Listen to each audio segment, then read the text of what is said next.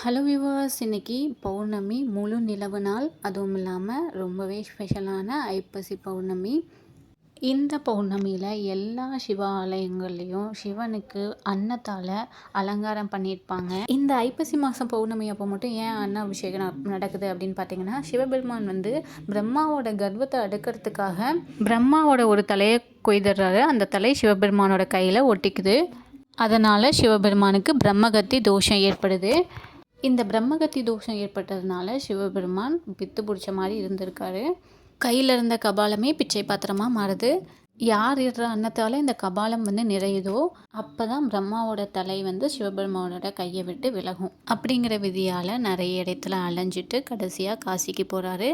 காசியில் அங்கே அன்னபூரணி தன்னோட அன்பினால் அன்னமிடவே கபாலம் நிறையுது. அந்த கபாலம் கையை விட்டு விலகவே பிரம்மகத்தி தோஷம் நீங்கியது. இப்படி அன்னபூரணி சிவபெருமானுக்கு அன்னமிட்ட தினம்தான் ஐப்பசி மாத பௌர்ணமி. இதனால தான் எல்லா சிவ ஆலயங்கள்லேயும் சிவனை அன்னத்தால் அலங்காரம் பண்ணியிருக்காங்க.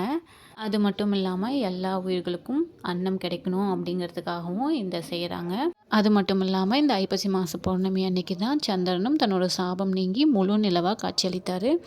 அதனால தான் இந்த ஐப்பசி பௌர்ணமி அன்னைக்கு நிலவு ரொம்பவே பிரகாசமாக இருக்கும். இன்றைக்கி எங்கள் ஊர் வடவள்ளி ஆண்டவர் கோயிலில் சிவன் மட்டும் இல்லாமல் முருகரையும் அன்னத்தால் அலங்காரம் பண்ணியிருந்தாங்க.